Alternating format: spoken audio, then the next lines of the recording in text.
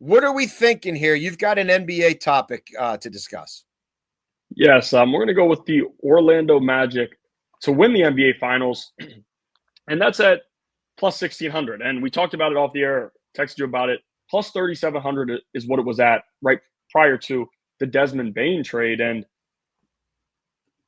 it's a pretty big movement for just one guy. And we're going to hear all the complaints, right? They gave up those 4 picks and all of this, but when you truly look at it, in the time where they gave those picks up, I'm not sure that they're going to be in the need of someone like that, right? It's 2028, 2030.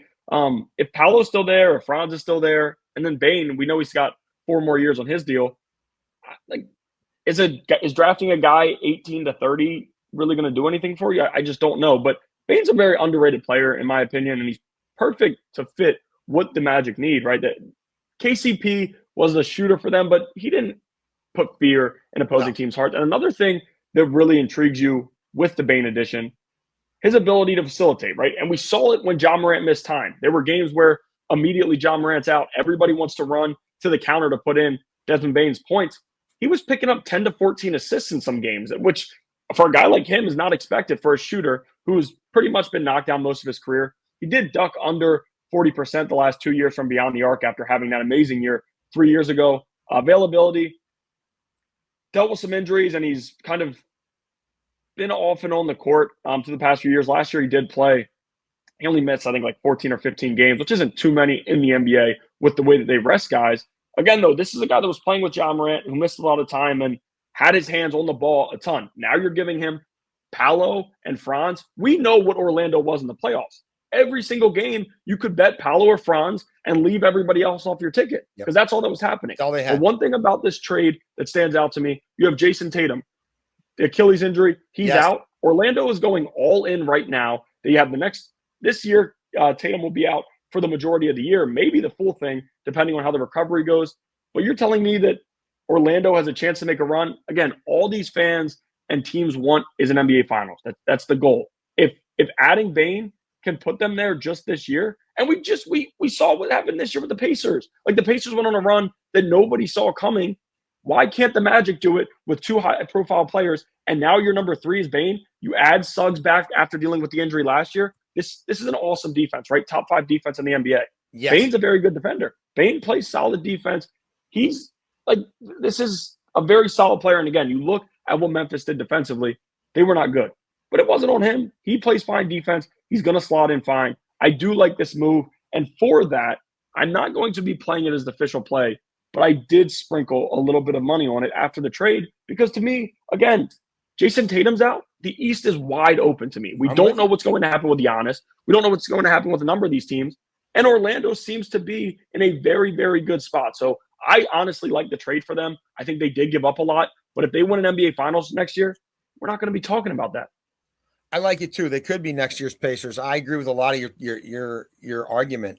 Do I wish this was 20-1? I do. I wish it didn't. I wish that trade didn't alter it that much. But they absolutely were a 2-pronged offense. What I love about them is they're an elite team. I put a lot of weight on net defensive ratings through the course of the season, and they are an absolute vice grip at home. And that's a tough place to play. Like, in a league that everybody wants to run and gun and run up the court and shoot, transition threes. They're hard to play against because they make you play at their pace. It's vice grips at home. We're good friends with Jimmy Patsos. If you're not familiar with Jimmy Patsos, longtime Division I head coach, longtime right-hand man to Gary Williams at Maryland. He's now very involved in Under Armour's basketball programs. He does commentary on NBA and college games. And a year ago, I was talking to him and said, if you could put $100 on one long shot team to make the finals in the East, who would it be? And he was on Orlando, and I'm like, great, because I'm on Orlando. I think they're one player away. Maybe they get that player. Now Paolo misses half the year, but if you look at them from the All-Star game on, it was coming together, and they needed one more piece. And I think Bane getting out of whatever was going on in Memphis, clearly it was toxic there. Maybe toxic's too strong of a word, but things had to change. That things weren't meshing. He's one more closer and assassin who you've got to worry about finishing you late in the game or getting, to your point, a key stop to turn somebody over to set up Wagner for an easy 3 to put the game away.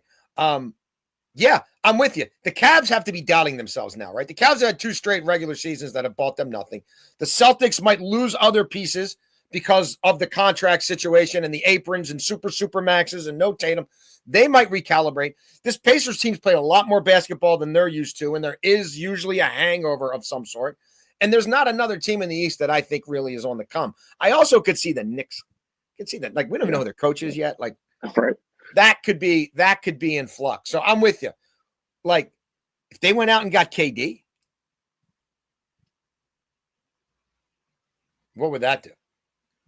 Yeah. I mean, he might not want to go there. It might not be sexy enough for him, but he also might not be able to go to the places he wants to go because they're not offering as much.